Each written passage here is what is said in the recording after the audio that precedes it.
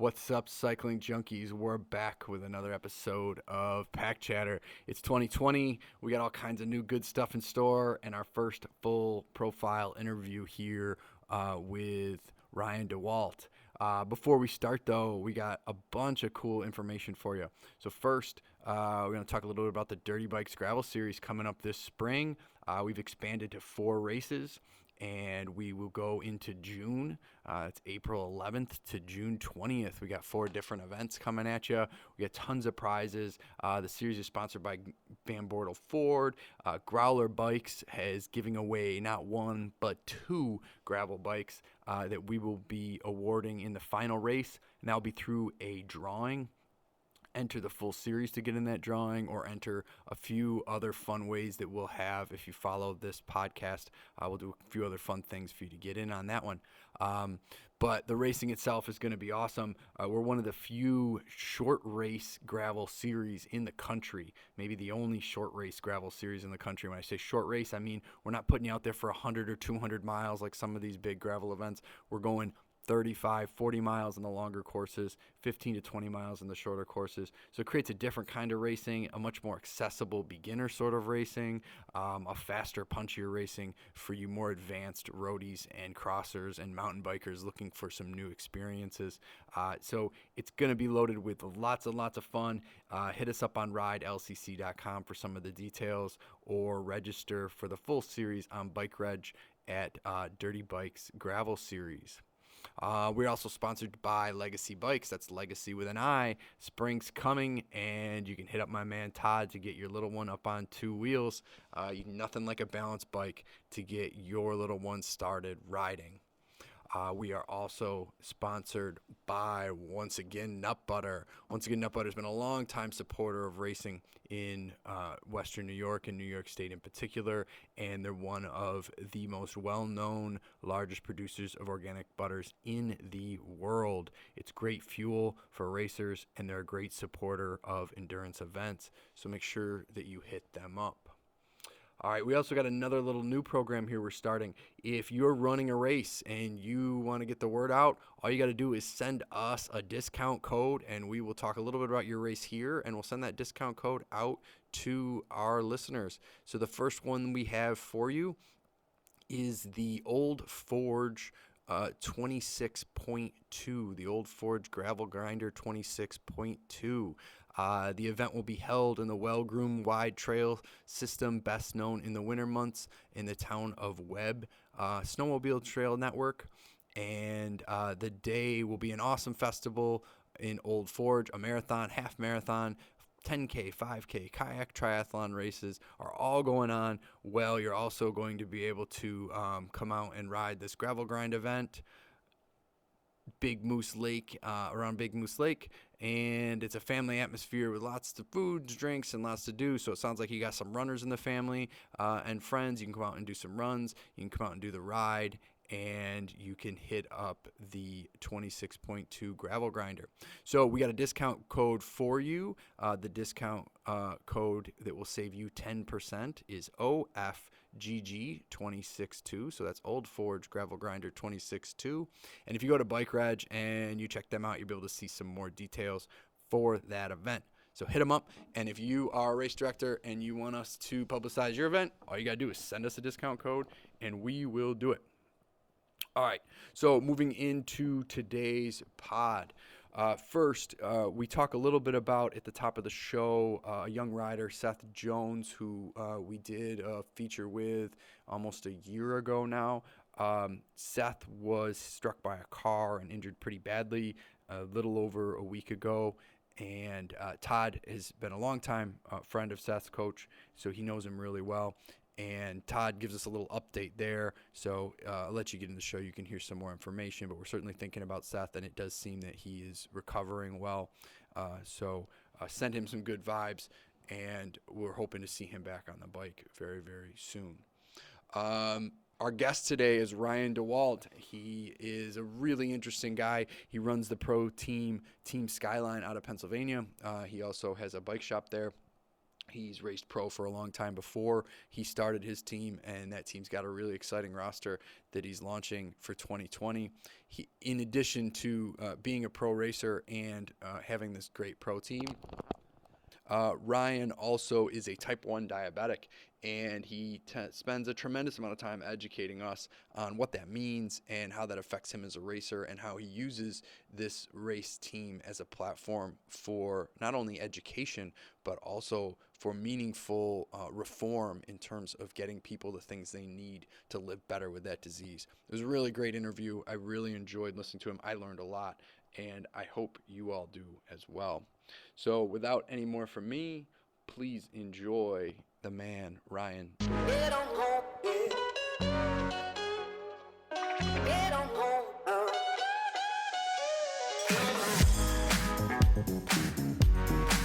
You'll never go out on a training ride and dig that deep. Awesome. We won gold. They're life rides. I'm like, dude, I'm still figuring this out. We lose sight of the fact that it's whoever goes faster. This isn't a road race. This isn't a mountain bike race. The sensei of sprint, Todd Shesky. My eyes are coming out of my head. Just get in here. Welcome, Ryan. It's great to have you, man. Hey, thanks for having me. So before we start, actually, Todd and I were recording last week with Trevor August, and Todd got some really terrible news just before that. And Todd, I was hoping you could kind of update a little bit on what was going on there. I know there's been some stuff on social media about it, but we heard about Seth's accident, and just wondering if you had any kind of information on what was going on there, or any updates. Yeah, I mean, I talked with his dad Tim on the phone last week, real briefly. Try to keep it short because I know everybody's concerned and calling and so forth. And I've messaged his mom Erin a few times since then, and he's had a couple of surgeries last week. He was struck from behind while he was riding. He's got a 4-place fracture on his tibia. His, I think it was L3 and L5 vertebrae were fractured, and he had torn a blood supply to his brain, which caused his brain to have some swelling. So they had to remove part of his skull to take care of that.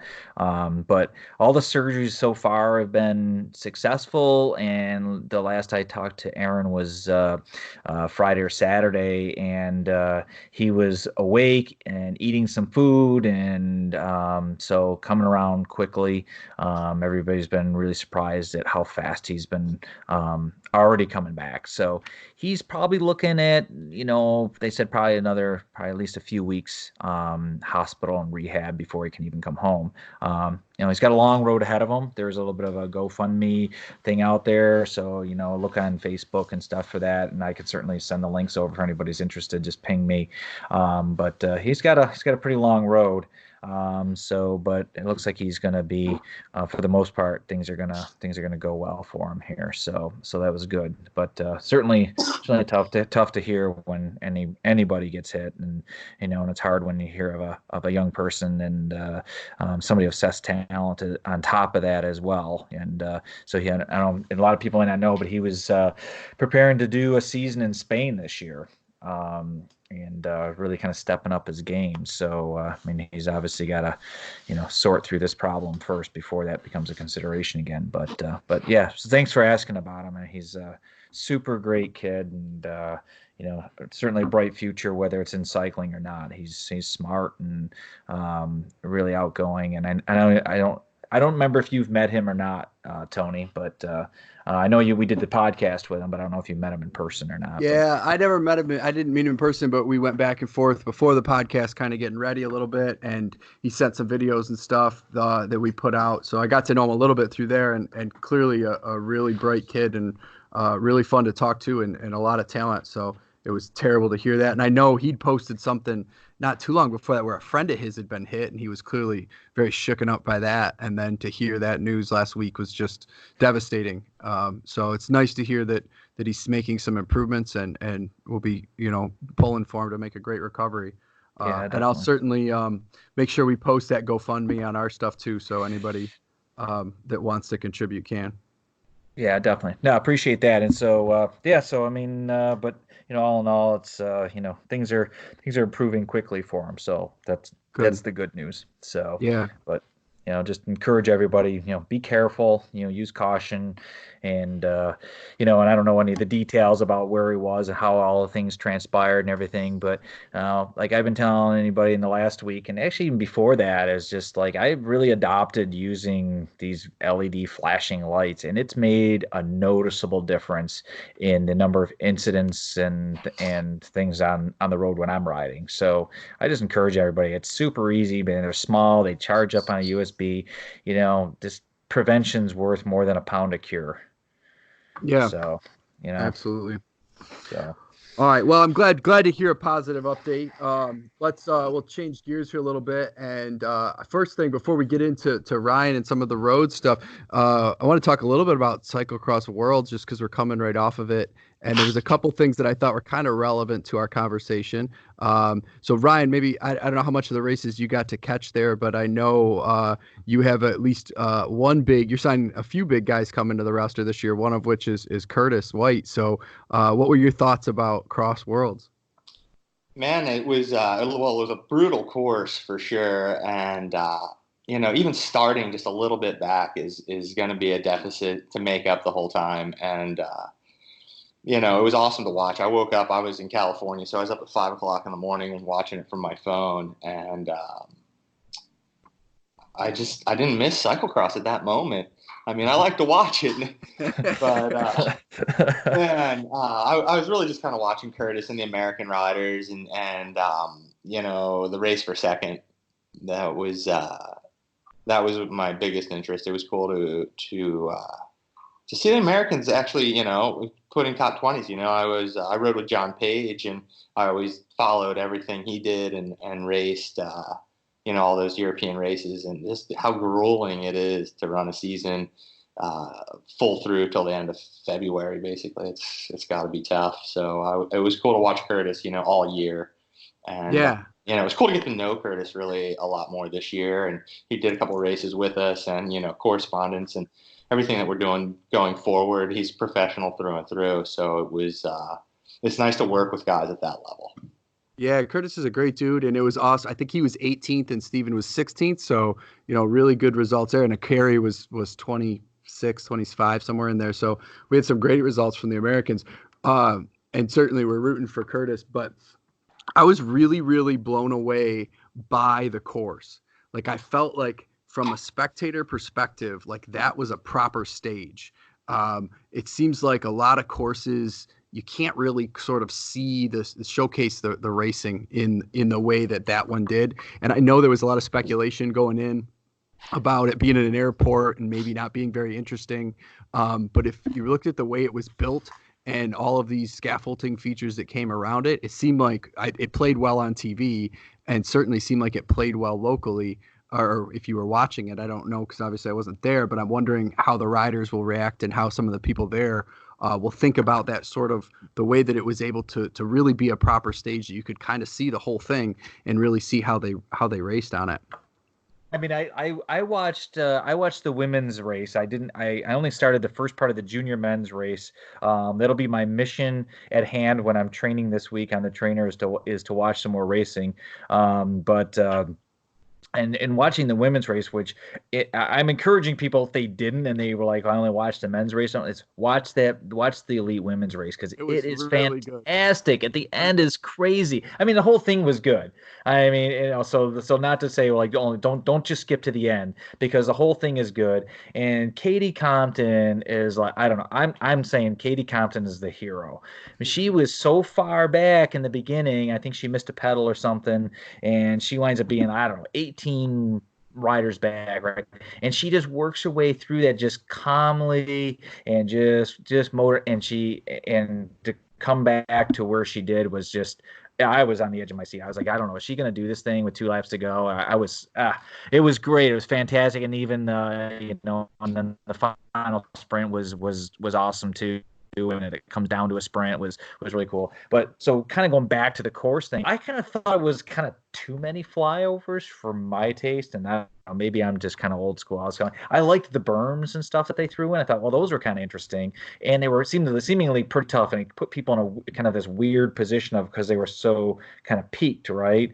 And like, so you get to the top of it, do you get on your bike right away, or do you like how do you remount when you're on the top of this pyramid? So I think it kind of gave people it was kind of an interesting twist. And I think in the beginning of the junior men's race, I think Magnus actually runs down the one of them the first time because it was getting super slippery. It was getting hard for him to even stay on the course. It was getting so chewed up. But I thought it was kind of too many flyovers for me. I kind of would have liked to see a little more of just the kind of the terrain, I guess, than all the scaffolding bridges. But yeah, that's me. Yeah, it was a lot. So, it was a lot sloppier the second day. I think the first day was faster because of it. The women's race, I think, was faster for it. But I guess I always wrestle with this, and maybe we can transition this to road with you guys too, is I always wrestle with the spectator quality of racing. And obviously, if we're talking about long endurance events, it's a different game. But when you're talking about cross or crit, where you can actually see people race, putting them in a venue where you can actually see them race rather than watching them go by every 2 minutes. And especially if it's on TV, but also in person. And I felt like that venue gave it to where you're actually seeing the race develop.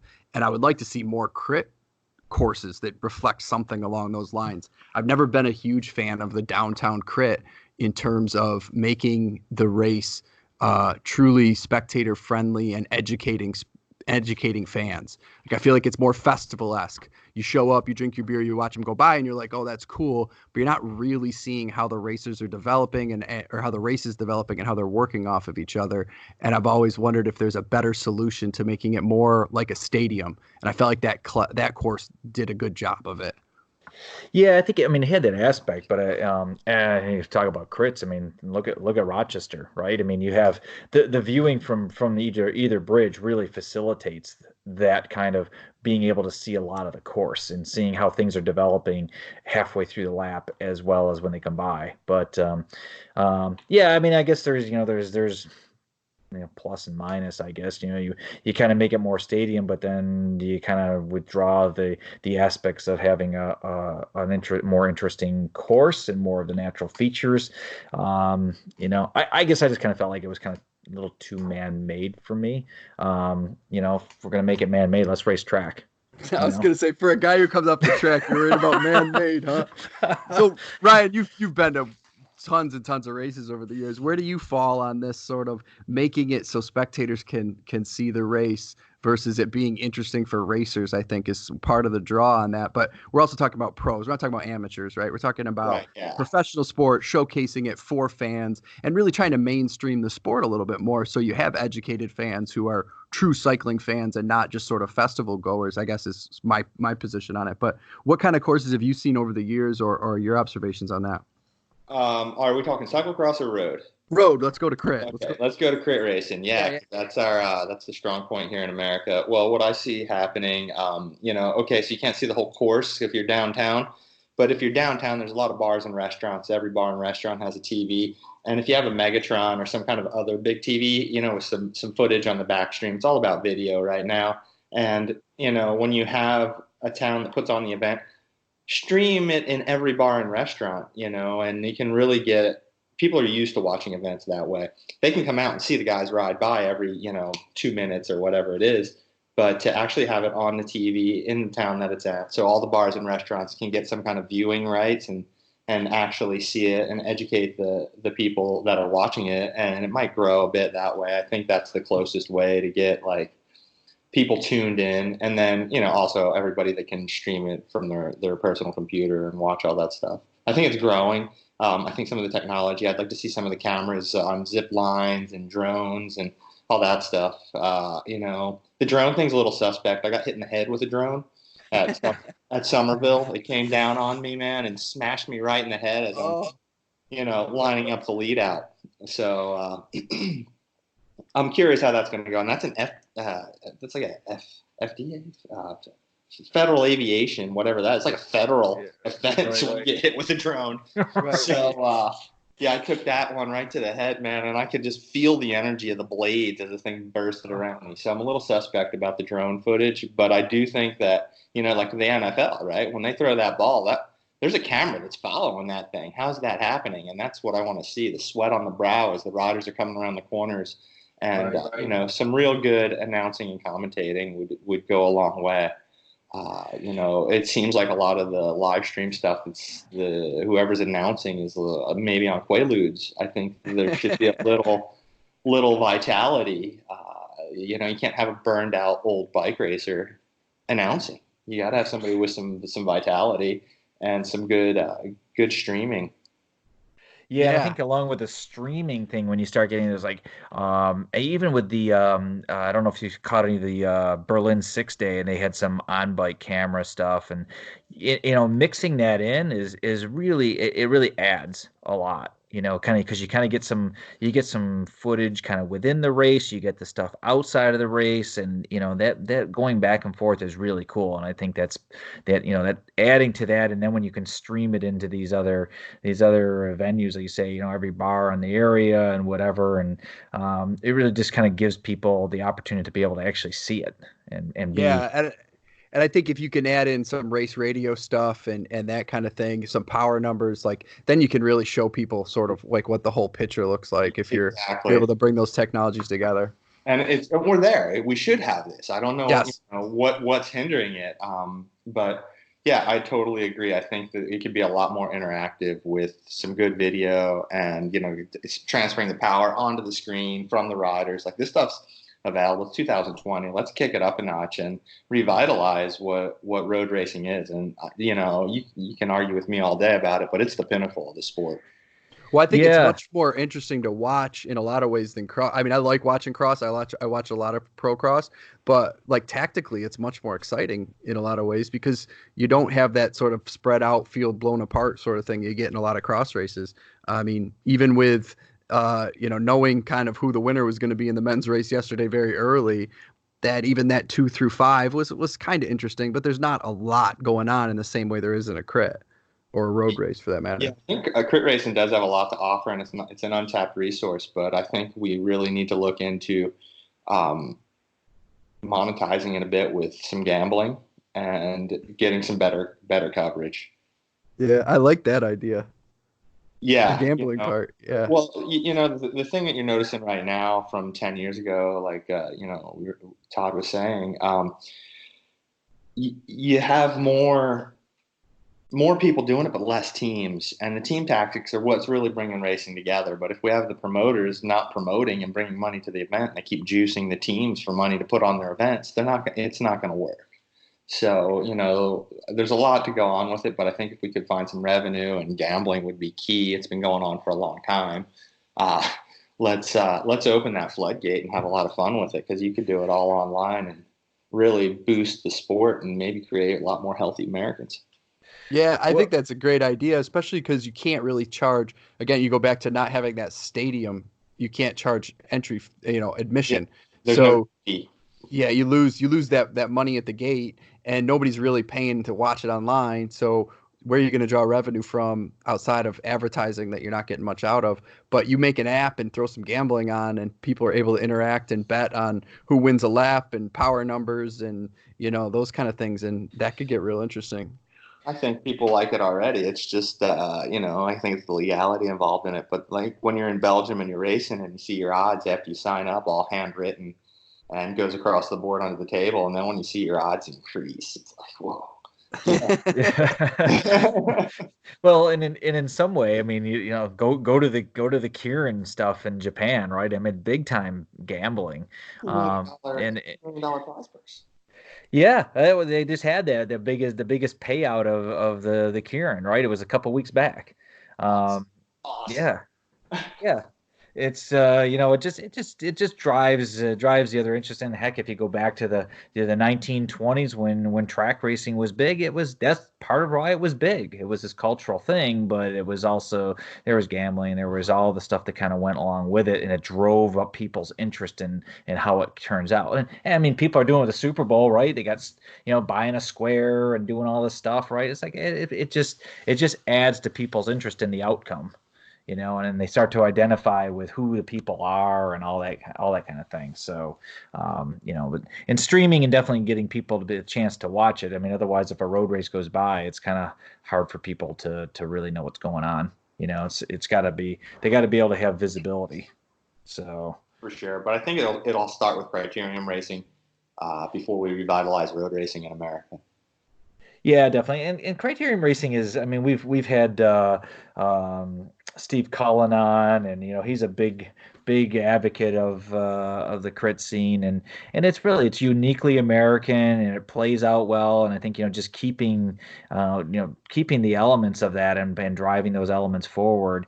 Road racing is a little bit more of the advanced watcher, but get people pulled into the criterium and then make circuit races. And even John Eustace did fabulous with his race, and making the closing circuits, making very very viewable in the end, to say, hey, the last hour and a half is all going to be in these tighter circuits, so that the race could play out for the racers. And then it was also televised, but then you got that repetitive, and people can see the race and be involved more. So there's various formats to bring it around. It's a changing market, though, but certainly, like I said, it's 2020. Let's capitalize on some of these things. And if you haven't watched any of the Berlin Six, I'm going to encourage everybody to watch it, because the racing is fantastic. But they do, when they pull up some of the riders, they have their heart rate and current power going. And so you can see like some of them in the Madisons and stuff, and or the Derny races, and see what they're doing. And the Derny races are crazy, right? And then these guys are doing 190 beats a minute heart rate, and and doing 75K an hour behind a Derny. So it's pretty cool to watch. But they put those kind of stats up, though, so you can kind of be more involved and know, like, oh man, that guy's looking pretty tapped, or that guy's looking pretty comfortable, right? So it certainly adds a lot of elements. So. Yeah, absolutely. I'm with you guys for sure. We got to get more of those things if we want people to watch it, and stop kind of expecting people to just line up and watch it go by and sort of celebrate in that capacity. Some odds, Yeah. So Ryan, tell us a little bit about your team, and I want to talk about your roster. That's sort of the real big news here. You got a really powerful roster coming out, but can you give us a little bit about the history of the team before we talk about what you're looking at this season? Wow, the history of the team starts back, 2006. I was riding for Rite Aid, and I was kind of consumed by that. But the two retired teachers called me one day and said, "Will you mind recycling some old bicycles and giving them away to kids on reduced lunch that do good in school?" And at first I thought, man, I don't know if I have time for this in my life. And then I thought, well, that's kind of how I got into the sport. So I took them up on that program, and it grew. It was called the Re-Bike Cycle Program, from Wood to Wonderful. And it was just our effort to get kids on bikes. So we recycled old bicycles, and I made up some Skyline jerseys, even though I was riding for Rite Aid at the time. Made some jerseys and started taking kids to mountain bike races, and had, people help me. My uncle was helping, my dad was helping, and, people that were just hanging out in my shop at the time. I'm 17 years into owning the shop. So, I have people around that can help with this stuff while I was still racing pretty much full time. And that's where the team started. It was all for kids and outreach, and getting kids that didn't have the opportunity to even own a bike. They got to keep the bike, and then started going to events. So it really it changed a lot of kids' lives, and that's where the team started. And then after I ran through sponsorship and trying to make it racing, it was definitely tough. But I always had the shop and traveled a lot. It was great. I love every part of the cultural aspect of racing and everything I learned from it. I said, I'm going to start my own team, something a little bit sustainable. And I was, at this point, it was 2013. I said, that's it. I'm just going to go out on my own and just race out of my shop. And Team Skyline came back to life, and it was just me. And I started doing pretty well. I was winning a lot of races, and I just bought all the best equipment. I went to the best races. I stayed in the nicest hotel, and I ate at the best restaurant. And, you didn't get to do that when you were a 22-year-old, living in Ghent, Belgium, eating whatever you could get your hands on. And, I kind of dialed it all in my 30s. but it took me that long to be able to afford to do it. And then I started bringing other young riders with that were looking for some advice, and made a bunch of young friends, and it kind of grew from there. I like to say it was just me and Davey driving around in a hatchback the first year. And it grew pretty quick. We started getting more and more riders that just liked, I could pass down the experience. I wasn't telling guys what to do. I was just leading by example, telling them what not to do. I already tried that, didn't work. And it was valuable. The guys started producing good results. The camaraderie was fun. We had fun at the races. I didn't go to stupid races in horrible towns where there was no amenities or anything like that, or if it was a cool event, I still went to this, boondock town, but I was prepared for it. Right. So I think I had a lot of experience to pass down, for sure. And I like to travel. I like to see places. I like the food and do all that stuff. So every time we would go, I would make sure we ate at a cool restaurant or tasted the wine from the region, or, that was what I add into the program. And then 2014, I got diagnosed with diabetes. So type 1 diabetes came in, and that really threw it. And I thought, man, this is it. You're done. Yeah, we went to the hospital, and they told me I was sick. I wasn't going to get better, and that I was going to have to live a sedentary lifestyle. And, racing bikes wasn't really going to be an option with an energy crisis condition. And they didn't really have any answers for me. So I laid in the hospital for 2 nights while they pulled my blood sugar from whatever 800 to, some kind of a stable level. They dismissed me from the hospital. I went to the pharmacy at 8:30 at night. They closed at 9, and I bought my meds, and the lady said that'll be $2,100. Whoa. So I was like, man, that's a set of zips. And, I handled it. I went through it. I bought some stuff. I started dealing with it. I got diagnosed 2014, April 2nd. So I, had to rearrange my life and everything I was doing and get a different healthcare plan. I had like a minimal, as a bike racer and bike shop owner. So I didn't have a very good healthcare plan. It was like a minimal no fault. And then when you get a chronic illness, it's not going to go away. You got to make the moves. And I went through a process that was super stressful during Obamacare, and all this stuff was going on, and tax brackets. How much money do you make? It's like I own a small bike shop. It's like I hardly make any money. So anyway, I went through all those steps, and it was a nightmare. It was. How old were you again at this point? I was 34. So for those of us that don't know a lot about diabetes and type 1 and type 2 and kind of get confused on some of these things, like, how common is it for somebody who's 34 to be diagnosed with type 1, and somebody who's healthy and racing and those kind of things? Like, because usually you associate with diabetes as somebody who's very unhealthy and overweight and those kind of things. So can you kind of educate us a little bit on these differences? Definitely. We that's what we do. We are an educational outreach program right now, and that's the big difference. Is a lot of people don't know the difference between type 1 and type 2, and half of America is type 2. So it's really an epidemic, and it needs to be addressed. And they kind of gave me a purpose. So the difference between type 1, to answer your question, and type 2 is type 1 is autoimmune. My body started to attack my functioning beta cells, and my beta cells are what make insulin. Insulin carries glucose into the cell and creates energy, ATP, right? Once it gets into the cell, ATP is formed, you have energy. Well, when my body was failing and my immune system was attacking my beta cells, I was still racing and riding, and I was doing like 300 miles a week, 400 miles a week.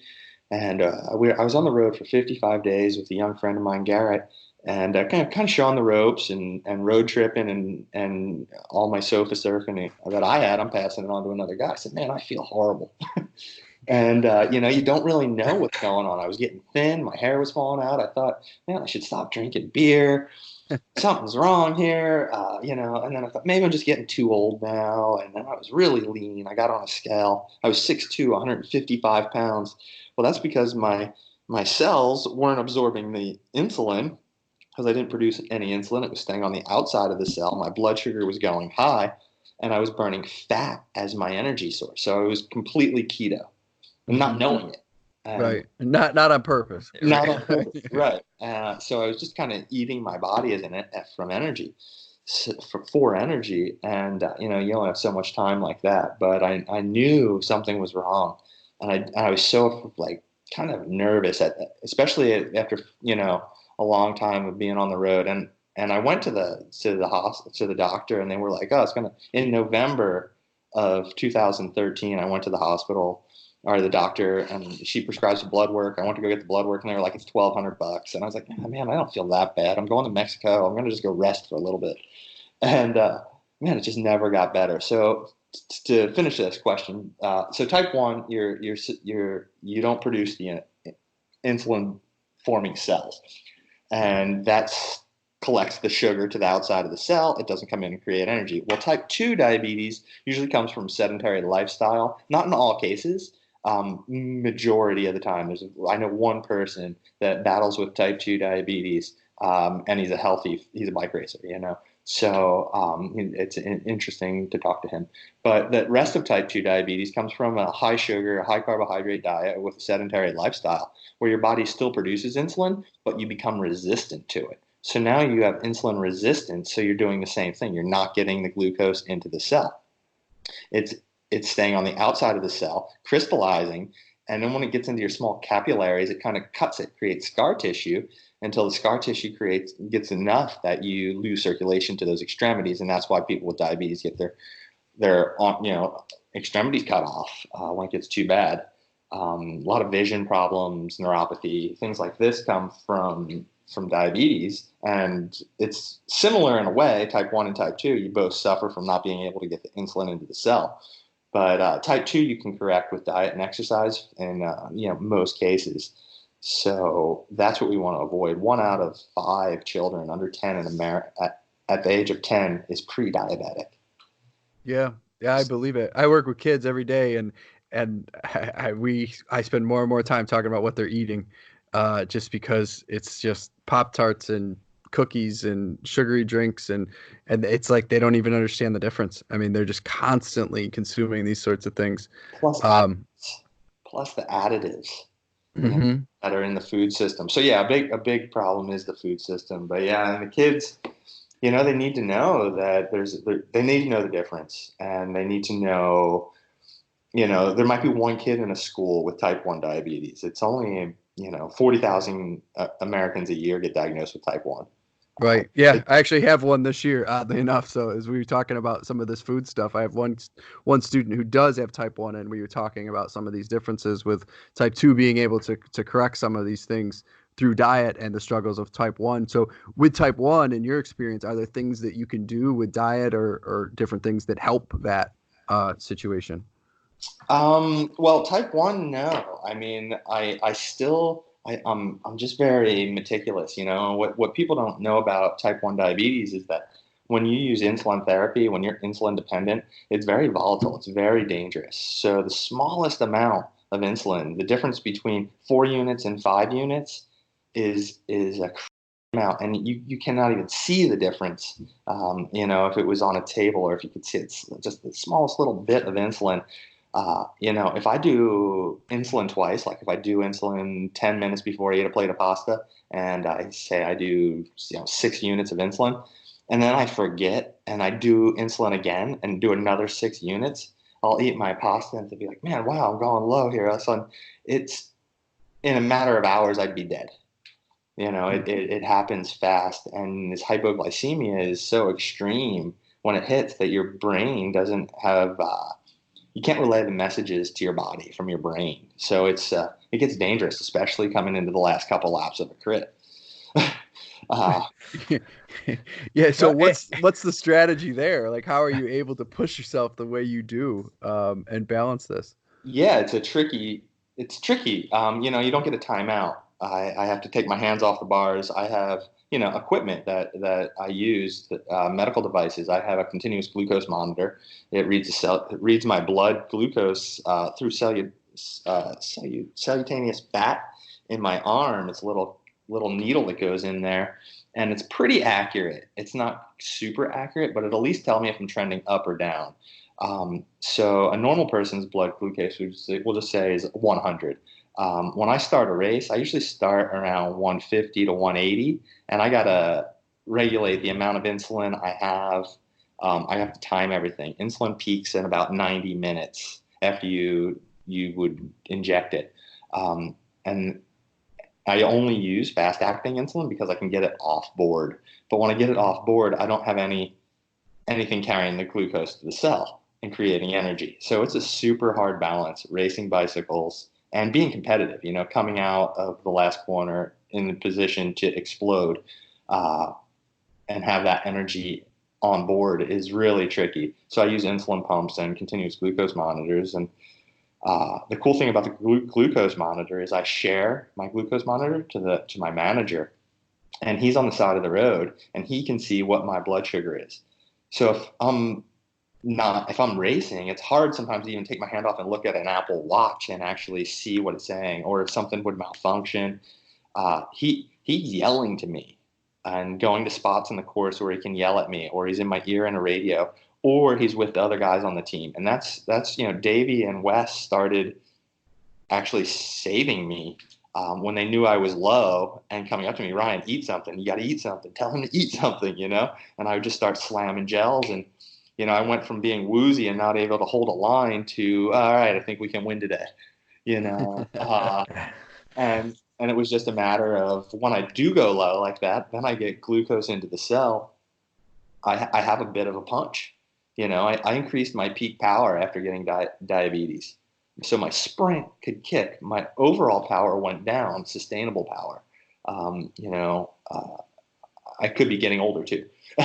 Yeah, but yeah, it does happen. I will attest to that. So yeah, yeah, for sure. So there's a lot of interesting tactics that I use, and I'm performance oriented, where I think a lot of people with diabetes are just trying to get through their day-to-day life without having, hypoglycemia put them down, or really high blood sugar clouding their vision and their head, and just feeling bad in general.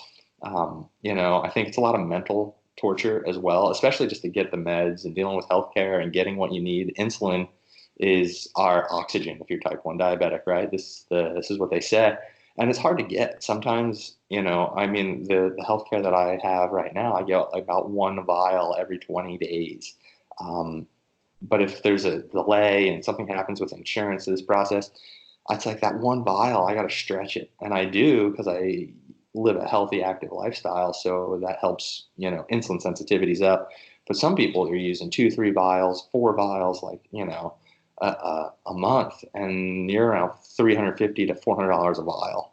So it gets super expensive and stressful and overwhelming, especially when you're in other countries and it's hard to access your actual insulin, if the kind you use. But so traveling, bike racing, and diabetes really doesn't mix, but I'm making it happen because I love the sport and I love to travel.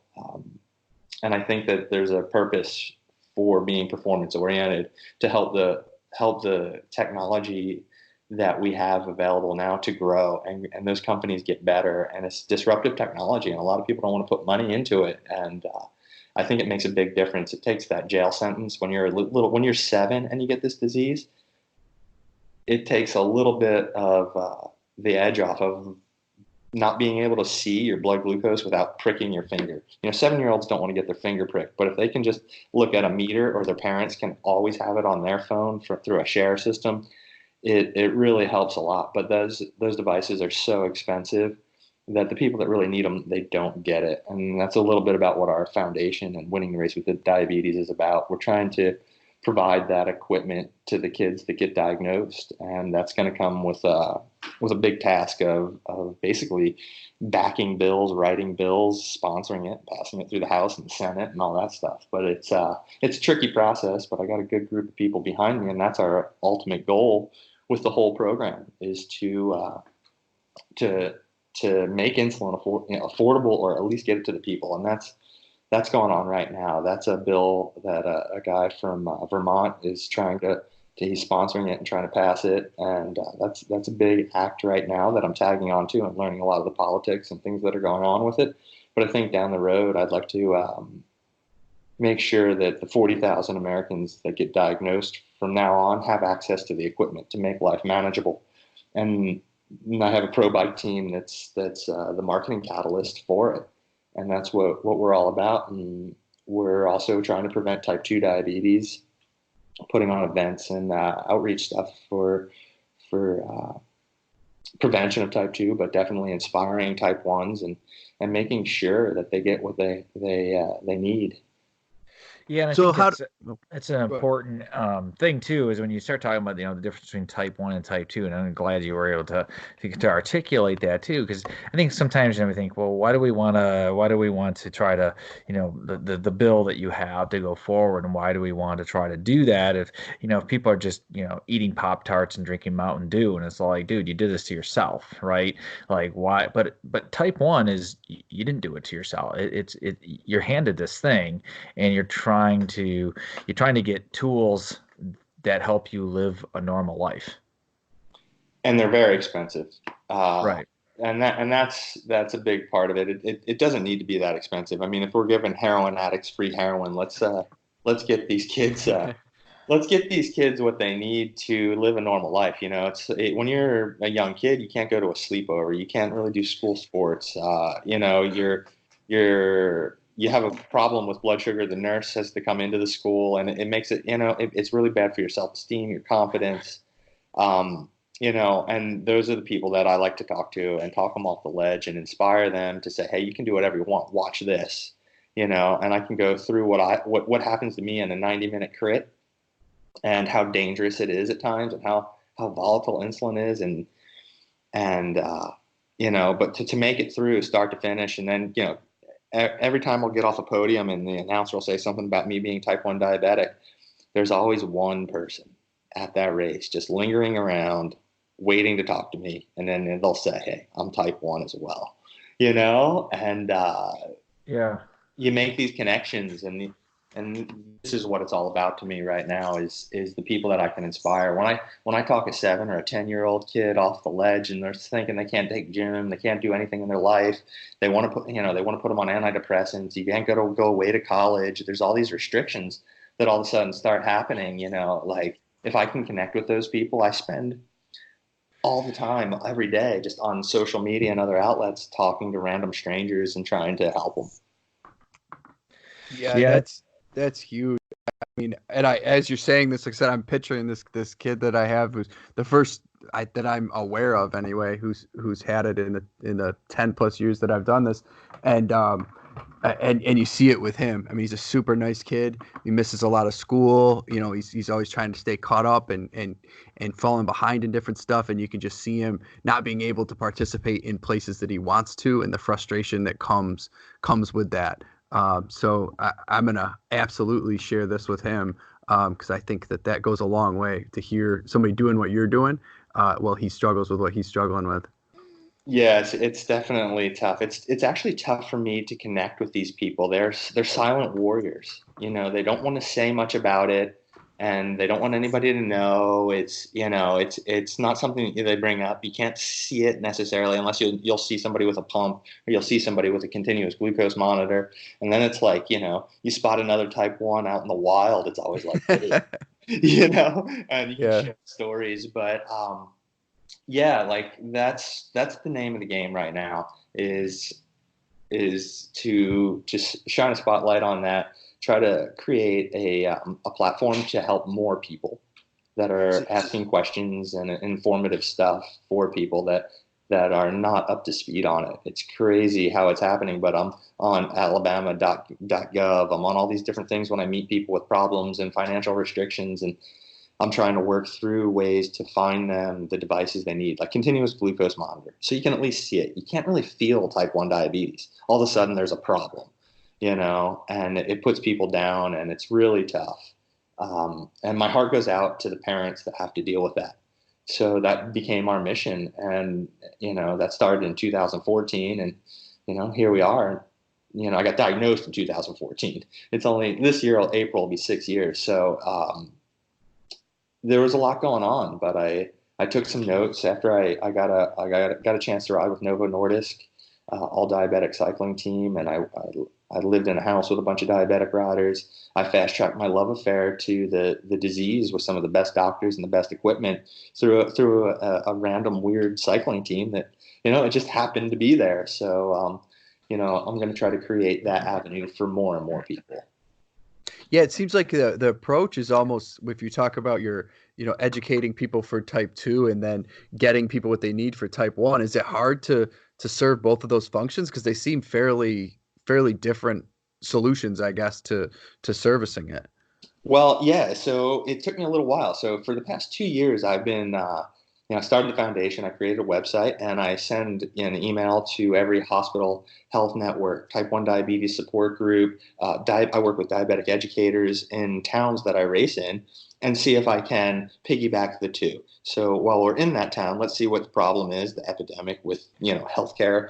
Different states have different regulations, and it's hard to really nail down the simple solution to get people what they need, but actually just talking to the people and setting up these speaking engagements. I do either a speaking engagement or I do a demonstration like on a trainer, and I just ride, and I can put my blood glucose on a screen, and you can actually see what happens in a half an hour on a trainer while I talk the whole time at like a lunch and learn at a hospital. Or at a university with a bunch of kids graduating or just to be registered nurses. But they need to know all the advancement that they have in the technology, because still in a medical standard, when you go to be a doctor, they're just going to teach you, you do one slow acting insulin injection, and then you do an injection at each meal. Where with pump therapy and continuous glucose monitors, a lot of interesting tweaks and things going out, and I'm kind of educating, from real life experience to the medical professions of the world. Have you ever filmed any of those sessions that people could see? Not really, because it's kind of like, do they want to be filmed? No, but I mean, you on the trainer and seeing the difference in the levels and stuff like that. Like you filming, if you ever film that, so people who can't see it in the present, you know what I mean, can see it online. It's definitely something I need to do. But yeah, like it's like having my wife hold my iPhone. I need to. That's what it's all coming down to: is dollars and cents, and creating enough money to create the content and a website and all these different things. And that's what it's all about. That's why we have a pro cycling team out there hitting as much mainstream cycling events as possible, spreading the message for our foundation. So how does the cycling team fit into that then? Let's talk a little bit about that. So you talk a lot about what you're doing with the awareness. How do you use the cycling team to build that? Well, the cycling team comes into town, so you can shoot out a note to the Chamber of Commerce, or the local, whoever's putting on the event. They usually have a health network or somebody associated with it, and we start talking diabetes there. So because we're at the event, it kind of, whoever's putting on that event knows people in the community. And that's where we reach out to do community outreach for the person holding the event. Like, when a bike race comes to town, it just clogs up your streets. You know what I mean? So you don't really do anything. Right. We're providing, something for the promoter, saying, hey, we're going to come into your town and do something good, and it's going to positively affect people. And I think that's a trick to growing a team. You need to offer more than just being the feature presentation at a race, but the promoters also need to offer more to the teams. So that's where the team comes into play. Cycling is the number one majority activity in the world. People can relate to that, and if they're affected by diabetes, type 2, a bicycle is the cure. Type 1, it helps management. So when my blood sugar is high, I don't necessarily just go and do an injection. I'll do a little spin. I'll ride down to the grocery store and grab what I need for tomorrow, and ride back, and my blood sugar will drop. So I use exercise as a form of management where, when you need to manage your blood glucose and you come out of the hospital, they're going to tell you, hey, you got to just do insulin. You got to do this. They don't ever prescribe exercise as a management tactic. And I just show people what I do. I'm no doctor. I'm no, but a lot of people start to walk, and then, you kind of burn off the sugar. Or, you find other people that are constantly doing a lot of insulin to keep their blood sugar low, and they eat up to it. So once you start to go low, you do insulin, your blood sugar starts to tank and go low. You get afraid, you're eating candy. you're just jamming candy down your neck or drinking orange juice and all this, and then it's not stable. Then you're going high, then you're going low. And it's a fierce cycle of doing more insulin and eating more food, and you start to gain weight. So there's definitely a lot of tactics that I can sit down and talk to people, and everybody's diabetes is different, so I listen. But 2 years of going around to, we did 15 of these speaking engagements at events last year, maybe more. Sometimes I'm doing them and I don't even know it, but it could happen at a gas station when you run into somebody that starts asking you questions. But actually, with events and promoters, I work with most of them. Most of the races we go to now, I've done something. So those tracks are laid, and from year to year, I get to keep in touch with the people that I talk to and kind of share my knowledge, and it's growing. And the team is helping promote that. And I think a wellness program associated with a professional cycling team is a chance for sustainability. Yeah, and I would definitely agree with that. When I ran an amateur team, and it wasn't quite the level that you're running your team here, of course, but we did it for 13 years, and we had a community involvement around bike safety for kids, and it really plays well for sponsors. It plays well kind of across the board, and it's and you have this whole so you have this other mission, and so bike racing is part of that mission, but it really kind of lends legitimacy to what the rest of the program is about. So in your case, when you're really kind of putting this thing out there for how to deal with type 1 diabetes, and you raise awareness, and so it's so meaningful that you're out there and you're doing this, and the bike racing is a great benefit, but it supports this other mission. I think anytime when you get sponsorship and community involvement and having those alternative things is rounds out the picture. And I think you're absolutely right. I mean, we ran a program with Preferred Care and MVP Healthcare, and it lasted 13 years. And I just decided to stop doing it because I was tired of doing it. But they wanted to keep doing it, and we survived all these changes and everything. But yeah, it's a great model. So yeah, keep going. That's the plan. It's a lot of work and it's tough. We only have so much money to work with. We're slowly growing. A lot of the guys come on and they help. All the riders see what happens when they're traveling with me or racing with me, and a lot of them don't know the difference between type 1 or type 2, but then they slowly get to figure it out. And the light bulb kicks on, and then they see some of the good feeling you get when you kind of like have a purpose of when you're racing, you're going places, and you have a purpose when you get there, and you have a whole community that you can affect. It really makes a big difference, and the riders have been super helpful. And now we're at the point where the riders say, hey, before they come onto the team, they tell me, hey, I like what you're doing, I admire this, I'd love to learn how to speak in front of people, and it's like, perfect, come on, let's do it. And we entertain, that's what we do.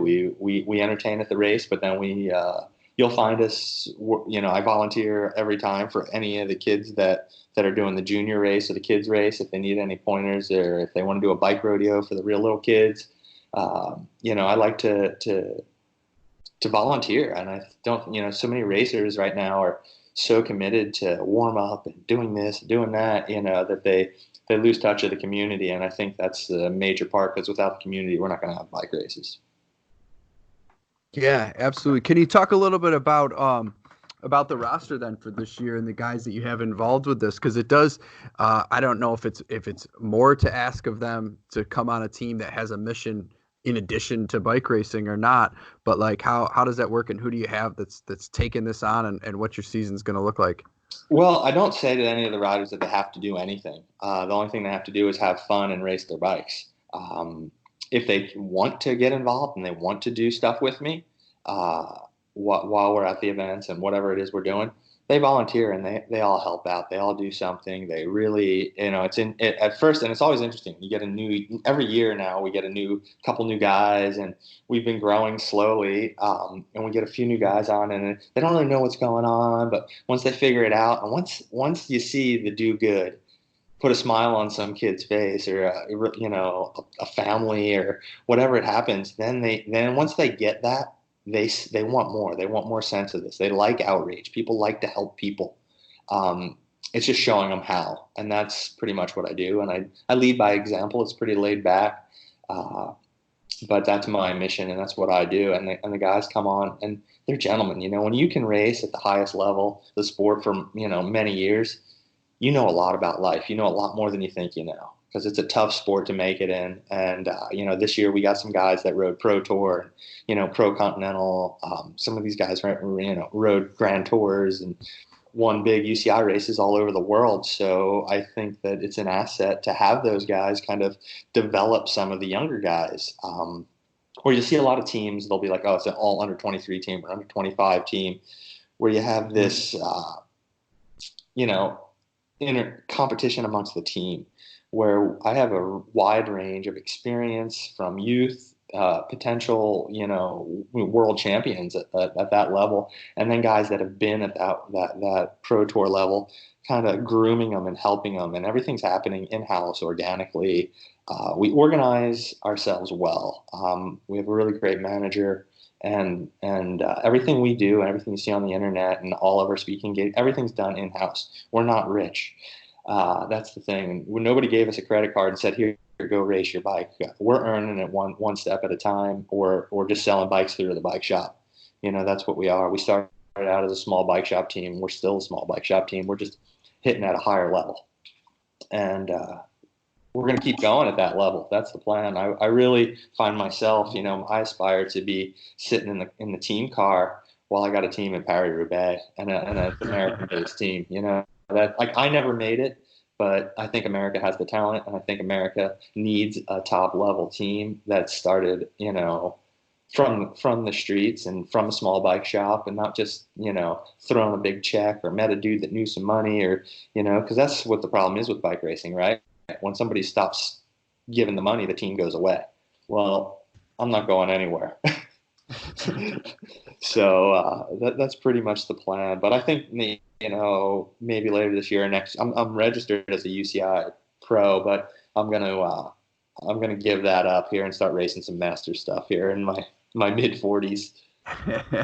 Very cool. So what's you guys got training camp? You're out in California right now.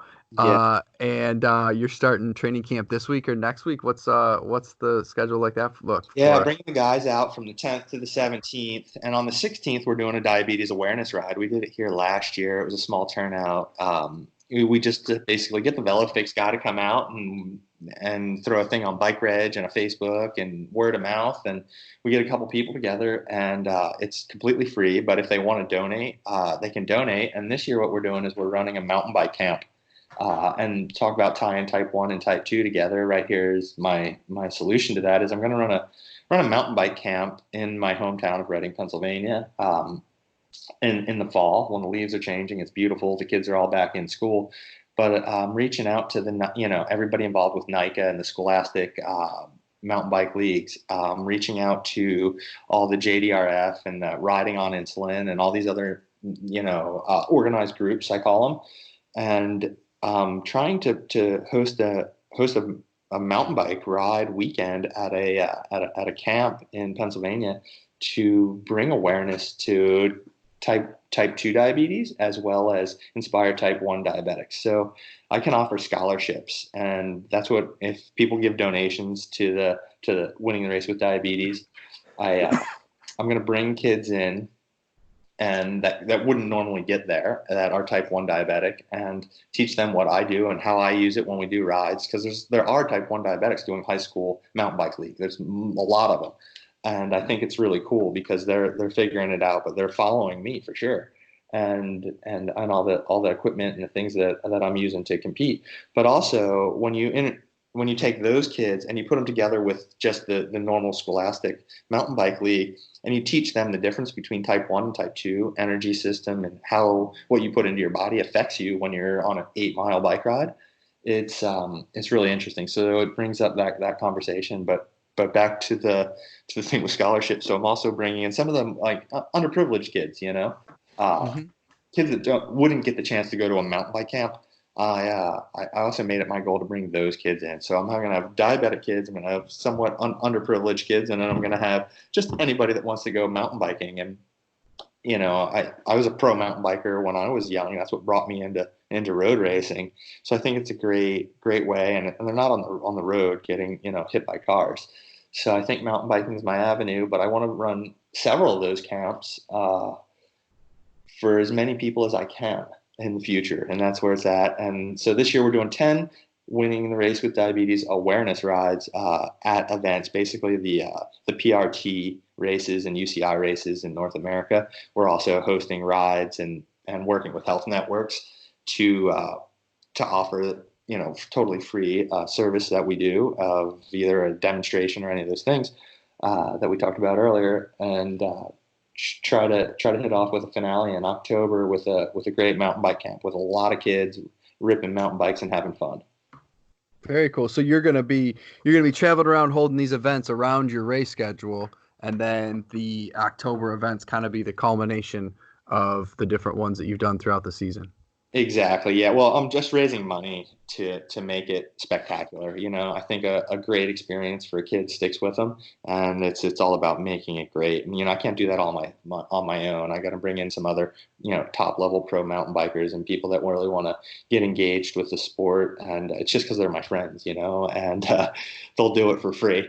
And it really impacts these kids' lives tremendously. Like that's the kids that hang out in my shop. Basically, they end up running the store while I'm away racing. So I know what can be done, and I just want to bring that out to a higher level and get more and more people involved. Very cool. So you got a place where we can see a schedule of these events, or something that people can check out to kind of see if you're going to be in their area, where they could come to some of these, or how to get involved with the October event? Yeah, that's where it's at.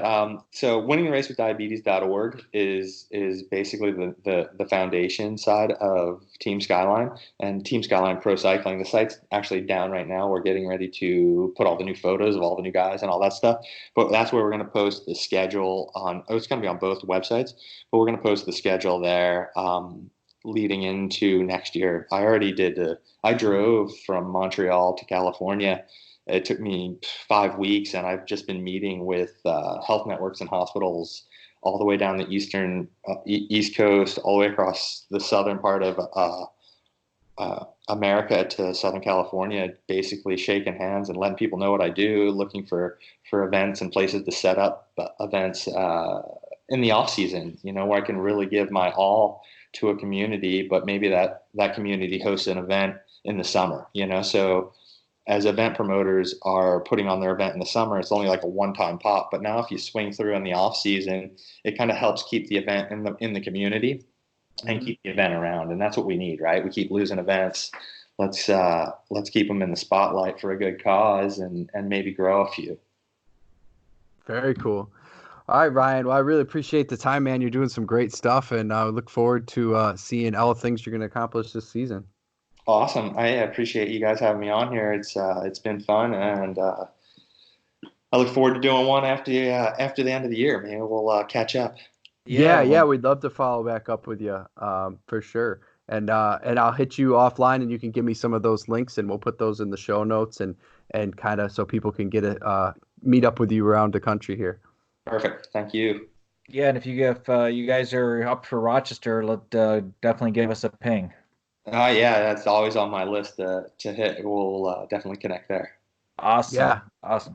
Great. Very cool. All right. Well, be good, and we'll look forward to seeing Rochester, Reading, and maybe a couple others around there. Hopefully, I'm going to get out and see some too. And you guys put on a great show at Reading last year for sure. So, fantastic race. So I'm hoping to make it there again and watch you guys race. Awesome. Thank you.